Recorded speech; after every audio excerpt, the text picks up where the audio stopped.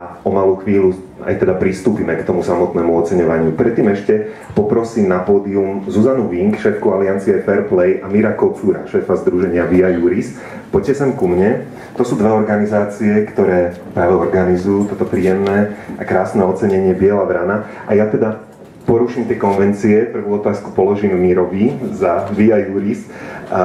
Ako je to pre vás vo Via Juris? Čím je pre vás Biela vrana dôležitá a prečo vy organizujete toto podujatie? Tak v spolupráci s AFP, teda nielen my, vlastne keď sme uvažovali o tomto ročníku a sme už spočítali, že je tam 33 plus 3 dnešné Biele vrany, takže tá parafráza príslovia vrana k vrane sadá si zaslúži tú aktualizačnú zložku aj Biela vrana k bielej vrane sadá. Si myslíme, že práve pri tých rôznych aktivitách, ktoré máme, cez analýzy, kritické vyjadrenia k tomu, čo sa v spoločnosti deje, keď sa stáva ten hlas našich spolupracujúcich advokátov a združenia ľudí, ktorí sú v treťom sektore, takým tým spoločenským korektívom, že spoločnosť potrebuje aj dobrú správu.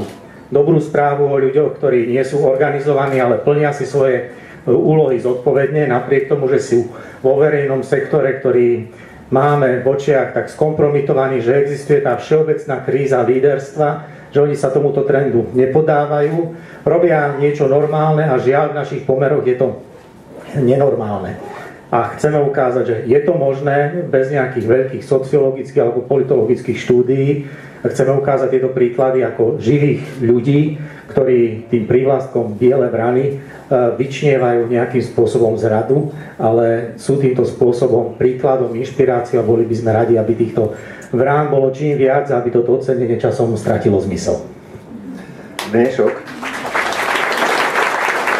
Dnešok je pre Bielu vranu aj veľmi špeciálny a príjemný. 5. také malé okrúhle jubileum. Oslavujeme 5. krát už odovzdávajú Aliancia Fairplay a Via Juris toto ocenenie. Zuzana, ako to ty cítiš v dnešný večer? Aké je to pre teba ako zástupkyňu Aliancie Fairplay, že takýchto 5 rokov je za nami? Pre mňa musím povedať, že je to úžasný pocit a najmä tie stretnutia s ľuďmi, ktorí každý rok pribúdajú do tej komunity Bielých vrán, sú pre mňa veľmi, veľmi dôležité a každý jeden rok sa niečo naučím. Minulý rok bolo pre mňa mimoriadne smutné, že príbeh pani sudkyne Laukovej sme nestihli oceniť, keď pani sudkyňa žila. A tá Biela vrana sa pre mňa stala až takým mementom, že musíme ľudí nielen oceňovať, ale ich podporovať vtedy, keď to potrebujú. A tento ročník mi to znovu potvrdil, že to ocenenie niekedy prichádza pre ľudí v pravý moment, kedy ešte tú podporu naozaj potrebujú a kedy pre nich nie je len poďakovaním od nás, ale niekedy prichádza až neskôr. A už viac nemôžem prezradiť, pretože by som prezradila tohto ročných laureátov.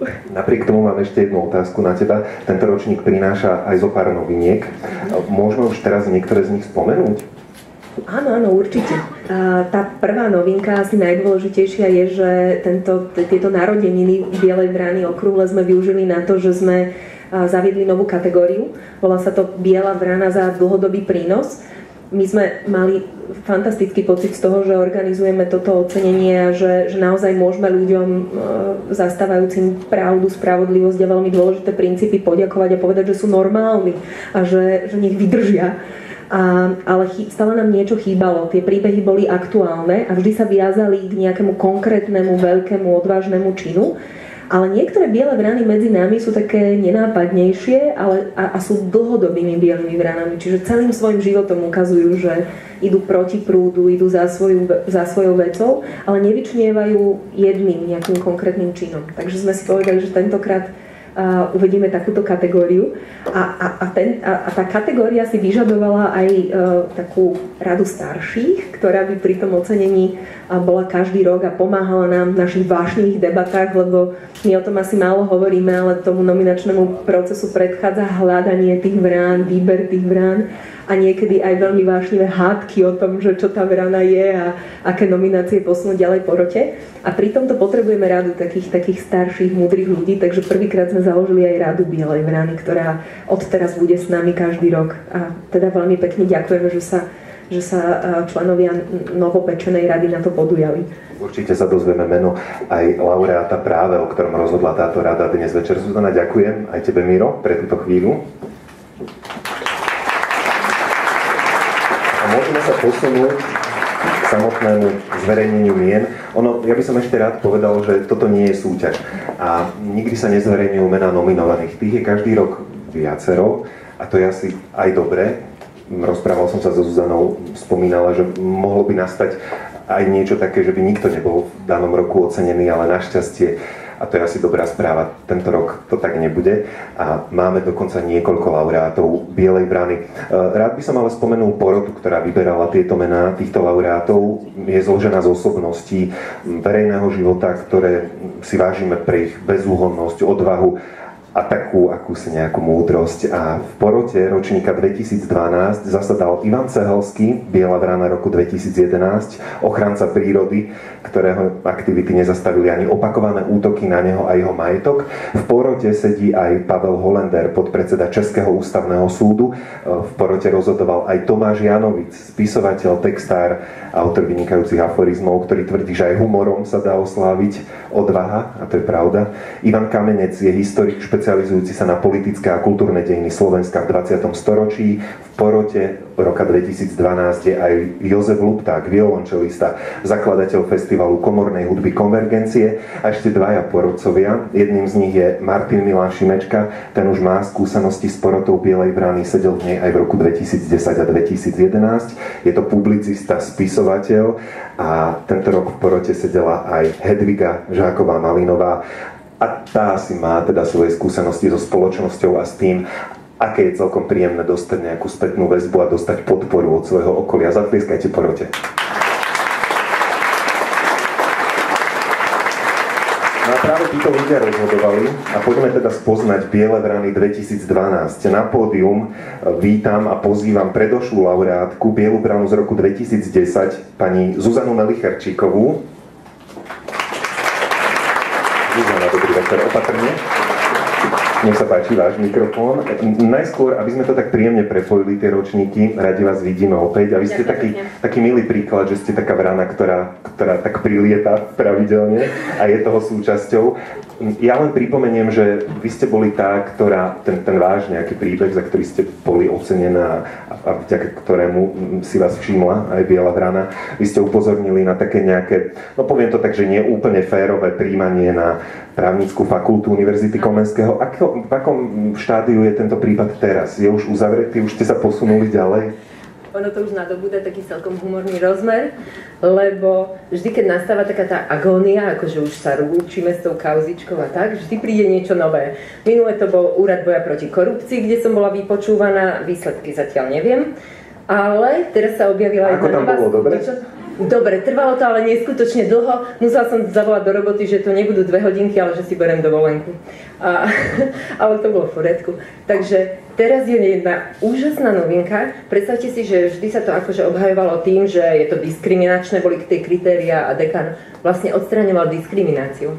No a našiel sa jeden hrdina, nenazvem ho študent, lebo on sa nestal študentom, dal to na súd, že teda bol diskriminovaný, nebol prijatý a čo teraz s tým? No a rozhodnutie Krajského súdu je také, že tie kritériá nie sú diskriminačné. Takže ak nadobudne právoplatnosť, tak to bude fantastické, lebo prokuratúra, vyšetrovatelia a čo to bolo? Kontrola z ministerstva školstva, tak oni si myslia, že sú diskriminačné a rozhodnutie súdu bude, že sú nediskriminačné. Čiže vyzerá to tak, že budeme sa mať o čom aj na budúci rok rozprávať, určite. Aj keď neviem, či je to optimistické. Neviem, ale už to začína byť naozaj už len zábavné na pousmiatie, lebo inak človek by si asi poplakal nad tým. To nie. Zuzana Melicherčíková, k nej pozývam na pódium teraz aj jedného z porodcov, pána Tomáša Janovica. Poprosím vás, aby ste prišli spolu k nám na pódium, pretože práve títo dvaja úžasní ľudia odovzdajú prvú Bielu Vranu. Pán Tomáš Janovic aj povie pár slov o tomto laureátovi a samozrejme prezradí aj jeho meno. Nech sa páči, priestor je váš.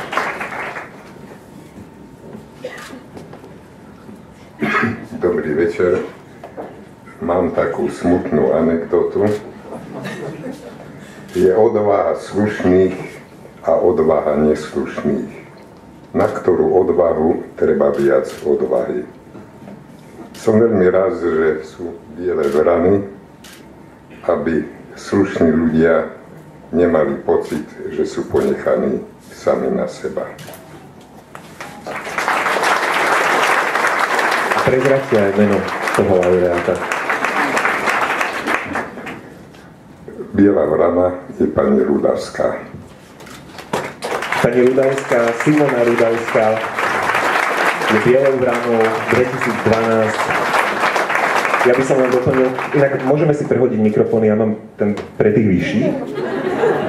Bude nám to lepšie. Hej? Pani Rudavská, jej príbeh poznáte z médií. Ja pripomeniem, že v roku 2010 oznámila ako šéfka jednej zo sekcií na Ministerstve práce, sociálnych vecí a rodiny polícii, že sa ju pokúša korumpovať kolega z ministerstva. Následne s políciou spolupracovala na usvedčení korupcie ako agentka, ale tá dobrá v tomto prípade. A prípad vyvrcholil v lete 2012 súdnym procesom. V tomto stave je už teda bývalý pracovník ministerstva aj právoplatne odsúdený. Gratulujeme za zisk ocenenia Biela vrana 2012 a poprosím vás o pár slov. Simona Rudavská. Ďakujem pekne. Toto ocenenie je samozrejme pre mňa veľkou cťou.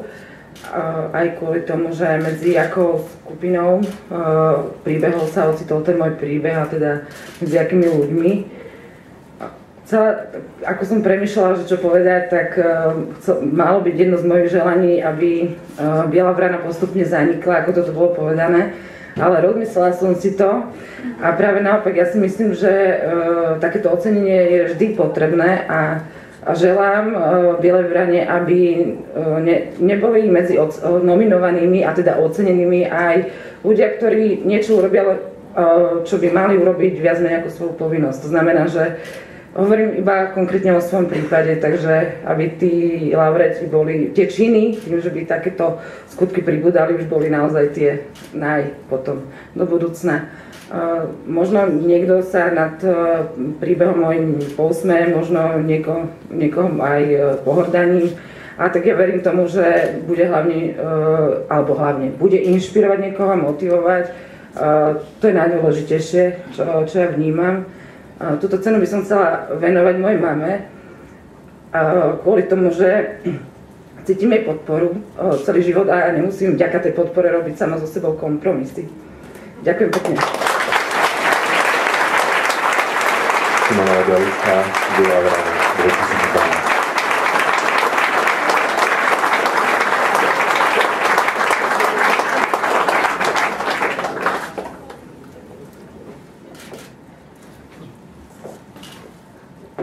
A posunieme sa ďalej, ešte a dám priestor.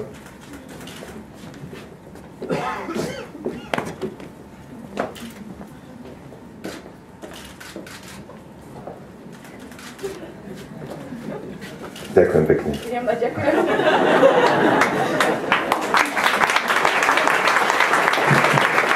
Ale na tom pódiu vám to rozhodne pristane a ešte dnes sa na ňom stretneme v krátkej debate. Dnes večer vám ešte priblížime tieto príbehy aj podrobnejšie, teda samotní ocenení laureáti vám ich priblížia aj viac slovami.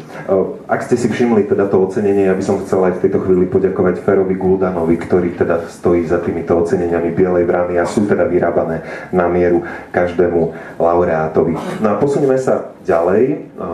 Naozaj nekončíme len jedným laureátom. V roku 2012 ďalšiu vranu posunieme do rúk nového majiteľa. Na pódium teraz pozývam opäť Bielu vranu, tentoraz z roku 2009, pána Jozefa Hašta. Poďte sem, pán Jozef, áno, už vás vidím. Pripomínam, že Jozef Hašto získal Bielu vranu ako primár psychiatrickej kliniky fakultnej nemocnice v Trenčíne, ktorý liečil v rokoch 2006 a 2007 po útoku ako psychoterapeut študentku Hedvigu Malinovú. U nej diagnostikoval akútnu posttraumatickú stresovú poruchu a po 9 mesiacoch liečby sa rozhodol verejne vystúpiť v médiách a v podstate ako prvý ste začali o tom prípade hovoriť. Takže že nie je všetko úplne jasné, ako by sa možno mnohým vtedy zdalo. A povedali ste, že teda Hedviga si útok nevymyslela. Aj na vás otázka, možno tak ako na pani Melicherčíkovú, ako vysledujete tento prípad? Ten tiež ešte nie je úplne uzatvorený. Hej, no len by som to chcel upresniť. Pokojne. Vlastne ja som nejako konštatoval, že je všetko jasné v tom prípade.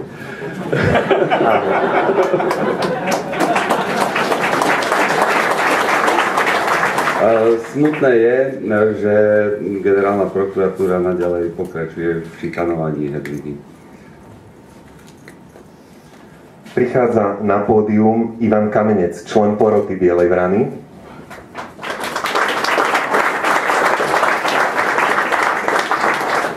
Spoločne predstavia ďalšieho laureáta. Ja teda pripomínam, že pán Kamenec je historik a pekne rozpráva, tak možno pár slov o tom ďalšom laureátovi. Tak ja mám česť predstaviť, a myslím, že to už aj viete, čo ste boli na tlačovke, respektíve na recepcii, predstaviť pána Jozefa Žačka, ktorý získal Bielu vranu za to, že si vlastne robil svoju povinnosť. Ako pracovník toho oddelenia pre ochranu ústavných činiteľov zistil, že iní pracovníci tohto úradu vlastne defraudujú prostriedky tohto úradu pomocou toho, že vykazujú falošné čísla v spotrebe pohodných hmot. Možno, že je to banalita. Ale pán Žačko to urobil preto, lebo sa ozvalo v ňom svedomie, alebo opakujem, splnil si len svoju povinnosť. A dostalo sa mu odmeny, ako u nás sa bielým vranám dostáva, diskriminácie, šikanovanie a perzekúcie. To je dosť smutné konštatovanie 23 rokov po udalostiach, ktoré sme nazvali Nežnou revolúciou, a kde sme si slúbili lásku a toleranciu. Samozrejme to nemení nič na tom, že pán Žačko dostal oprávnene toto ocenenie Biela vrana. A ešte mi dovolte jednu takú vec, že možno, ale to je asi také donkichotské prianie, že nikto sa tu ani minulý rok, čo som sa na tomto zúčastnil, ani toho roku, z tých ľudí, ktorí mali priamo alebo nepriamo zodpovednosť za to, že keď Biele vrany začali o niečom hovoriť, nie že sa im ospravedlní, to by sme chceli príliš veľa, ale aspoň sa zúčastniť na takýchto akciách a nejakú sebareflexiu prejaviť, alebo si slúbiť, alebo nám slúbiť ako občanom, že nebudú vytvárať prostredie na činy, za ktoré sa dáva dnes Biela vrana. Žiaľ, hovorím, je to donkichotské prianie. Bodaj by to tak bolo. Ja pozývam pána Jozefa Žačka.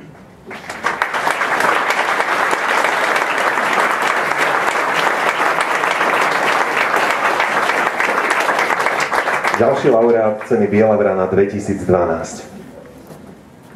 A nech sa páči, áno.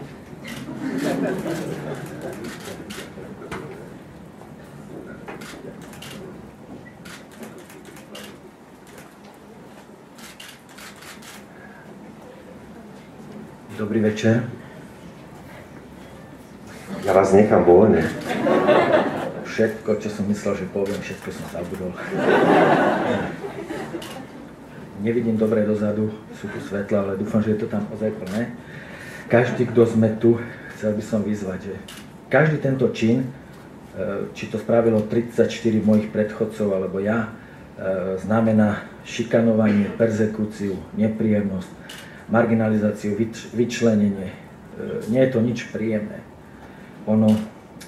Chcel by som zdôrazniť, nič sa v tomto nespraví, pokiaľ budeme čakať na nejaký zázrak. Každého jedného vás, čo ste tu, chcel by som vyzvať k tomu, že môjim takým presvedčením je, že jediný význam má to v tom, že tlačiť na našich zákonodarcov, na výkonnú moc a parlamentnú moc, aby prijali určité zákony, ktoré by takýchto ľudí chránili. Aspoň do nejakého vyšetrenia nezávislými orgánmi, aby títo ľudia nestrácali financie, aby netrpeli ich rodiny, aby netrpeli oni sami a hlavne aby to pozbudilo ostatných ľudí k takýmto činom. Dúfam, že každý jeden z nás, čo sme tu, bude nejakým takým vyslancom, kde to bude šíriť a hlavne novinárov by som chcel poprosiť, budem teraz trošku vulgárny, aby ste to otrieskavali na každej tlačovke politikom, že aby nejaký takýto zákon pripravili a aby sa snažili nejakým spôsobom týchto ľudí aj legislatívne chrániť. Nechcem opomenúť moju bývalú ženu, hoci sme boli rozvedení, ktorá mi dávala neskutočné energie a pomáhala mi, Marušu, ktorá je tohto času vo Švajčiarsku. Chcel by som poďakovať Transparency International, pánu Nechalovi, Zuzane Bukvišovej, jedným z najserióznejších ľudí, akých som stretol, pánu Mareku Vagovičovi a Eugenu Kordovi a dvom bývalým politikom Kamilovi Krnáčovi a pánu Lubošovi Majerovi a z ministerstva vnútra Miroslavovi Litvovi. Ďakujem.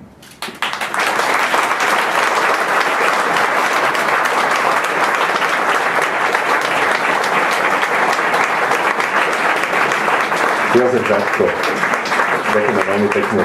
Biela vrana 2012. Zuzana Vink už na pódiu spomínala, že tento ročník má aj novinky. Už vlastne povedala všetko podstatné. Vznikla Rada Bielej vrany, ktorá tento rok poprvý raz udelí aj cenu špeciálnu, doteraz takú neudelili, práve pri príležitosti 5. výročia Bielých vrán prichádza táto špecialita a ako sama spomínala, nejak doplňa tú medzeru a to spektrum ľudí, ktorí by si takúto cenu zaslúžili a zaslúžia. Prichádza cena, povedzme, za taký nejaký dlhodobý prínos alebo dlhodobý postoj k životu. Viac príde povedať a predstaviť laureáta tretej Bielej vrany dnešného večera Martin Milan Šimečka, ktorý je práve z Rady Bielej vrany a poroty tohto ročníka Bielej vrany. Poďte sem, prosím.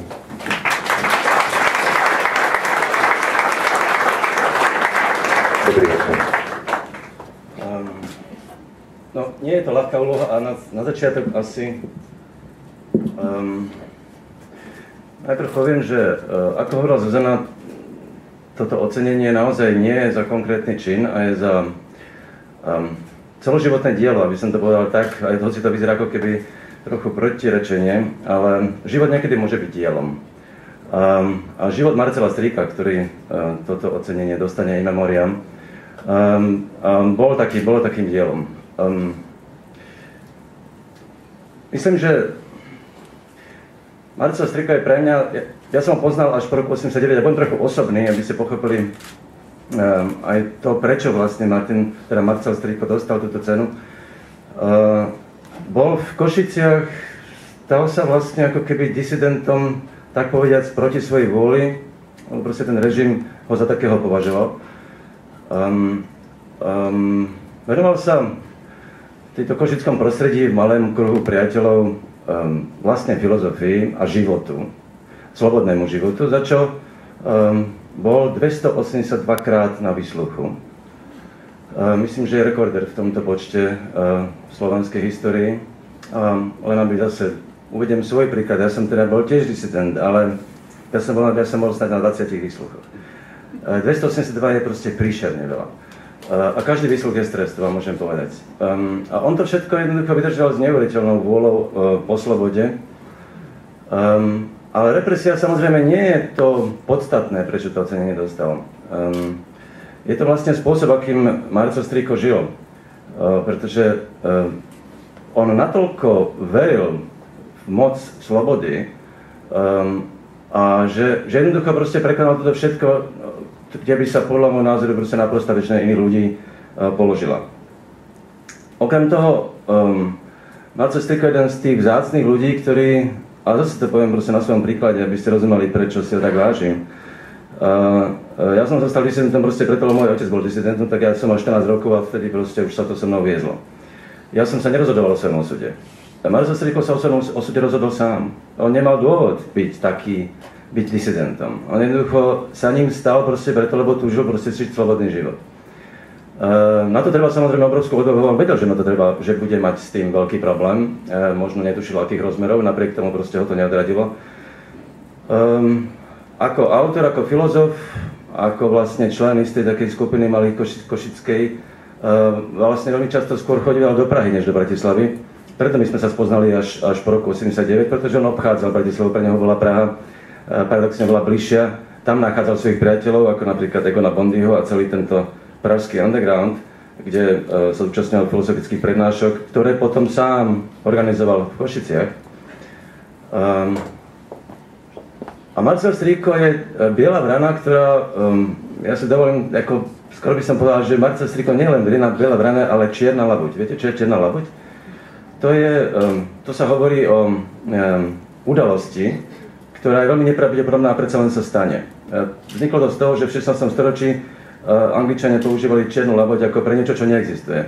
A potom, keď objavili Austráliu, tak zistili, že v Austrálii žijú čierne labute. Tak sa to ujalo ako niečo, čo síce existujú, ale je to vysoce nepravdepodobné. Ujalo sa to ako termín pre udalosti, ktoré sa stanú prekvapujúco, nikto s nimi nepočíta a menia dejiny. Marcel Strýko v tomto bol čierna labuť, pretože dovtedy žil ako skrytá čierna labuť. Keď prišiel november 89, tak on bol tou čiernou labuťou. On proste spolu utváral tú revolúciu, ktorá menila naše dejiny, na tom sa snad zhodneme. Bohužiaľ jeho príbeh je smutný, na jednej strane teda v tom, že zomrel v roku 1994 a vlastne zažil eufóriu zo slobody, no ale potom zase zažil rozpad Československa, ktoré si veľmi hlboko neželal. Bol jeden z mála ľudí, aj UVPN, ktorí uvideli v Mečiarovi toho, kým sa ukázal, že je. Ešte oveľa skôr ako mnohí z nás. V 94. roku dokonca ho zbili dva neznámi muži proste s tým, že toto má pozerať od Mečiara. Zbili ho tak, že musel do nemocnice. A dnes vlastne nie je jasné, či jeho smrť nesúvisela s týmto útokom. Napriek tomu, akokoľvek to znie dramaticky a smutne, Marcel Strýko bol človek, bol aj umelec života. Ja prečítam teraz jeden úryvok z jeho krásnej eseje práve o knihe Egona Bondyho, román, ktorý sa volá Invalidní súrodenci. Predpokladám, že už tento román ste asi väčšina z vás nečítali. Je to proste príbeh vlastne ako keby utopický príbeh o undergrounde, o ľuďoch, proste, ktorí žijú slobodne a preto sú invalidi, pretože normálni ľudia sú neslobodní. Ale Marcel vedel, čo to znamená, a ja to teraz prečítam. Invalidní súrodenci, teda my všetci, ktorí sme prežívali takmer hippisovskú eufóriu zo spoločenských akcií, spoločného prežívania nádherného času, dokonca spoločných domov na spôsob komunít a podobne, sme sa stali pre spoločnosť veľmi nebezpečnými. Stali sme sa nenávidenými hlavne preto, že naša výborná nálada nebola závislá od hmotných statkov, aut, chát, ale od niečoho, čo sa nedalo identifikovať, uchopiť, popísať, chytiť a preto manipulovať. Preto začali chytať priamo invalidných súrodencov. Chcem ti povedať, že Marcel prežil aj krásny život. A ja dúfam, že tam hore, hlboko veriaci človek si to dnes užíva.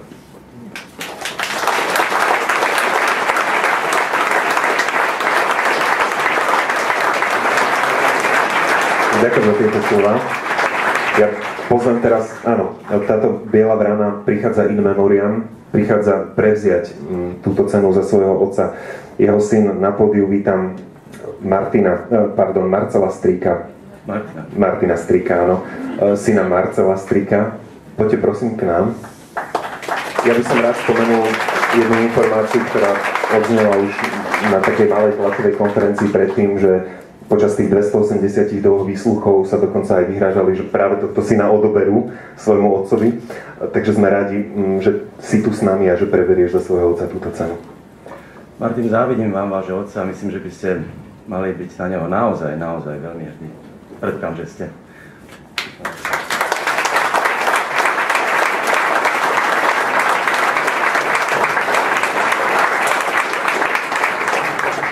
Čo dodať za mŕtvého otca?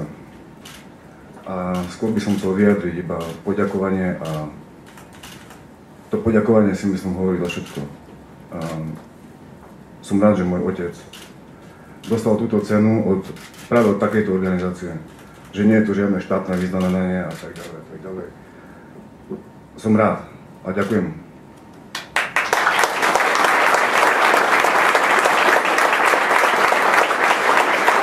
Ja, ak dovolíte, ešte rád by som v týchto spomienkach pokračoval. Máme pripravený aj krátky film so spomienkami a s reakciami ďalších ľudí, ktorí boli blízki a ktorí poznali Marcela Strika. Ak môžem poprosiť, poďme si ho spoločne pozrieť.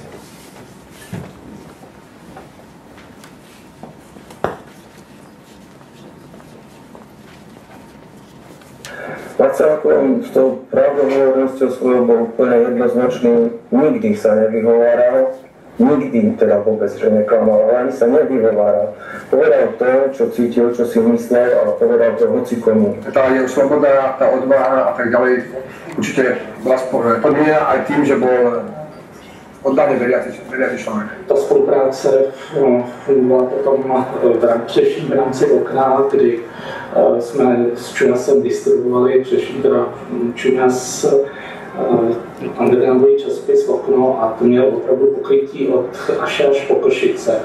A právě Marcel Striko reprezentoval takovou důležitou osobu v Košicích. A to povedali na výsluchu Marcelovi.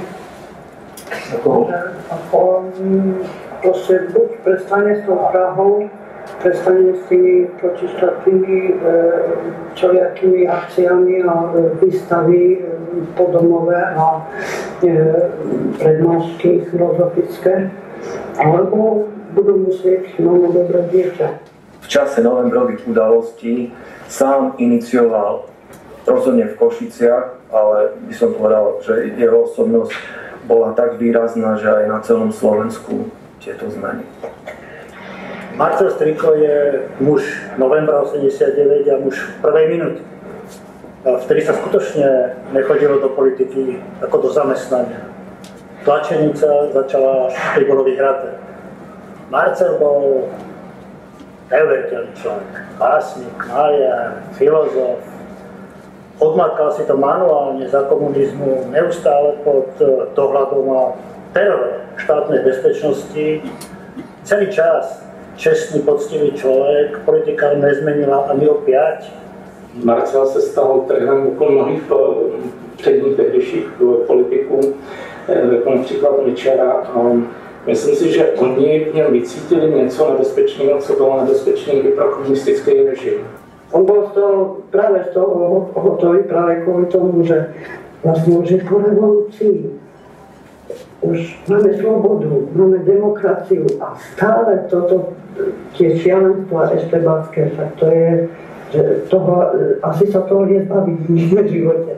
Tí ľudia mali predstavu o slobode, teda myslím tá väčšina, úplne inú, ako povedzme mal Marcel, Magor, Ivan, ja a tých pár ľudí, ktorí záleží na poznaní, na slobode, na umení a na úplne iných týchto, na antimaterializme, antikonzumizme a tak ďalej. Takže myslím, že Marcel by bol dosť zrozený z toho, kam sa tá spoločnosť svojím spôsobom dobrovoľne nechá manipulovať a uberať.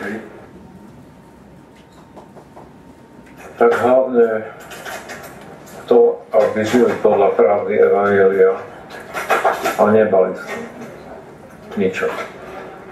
Marcel si zaslouží bílou ránu právě proto, že byl bílou ránou ve společnosti slovenský, jak za komunismu, tak jako poté, co komunismus spadnul. A právě to spočívá v tom, že dokázal si v sobě vytvořit vnitřní prostor a přijmout toho druhého. On nebyl žádný nacionalista, on nebyl žádný antisemita, on věděl, že jestliže společnost má problém s tím druhým, ať je to Žid, ať je to Čech, ať je to kdokoliv jiný, že to je problém té samotné společnosti.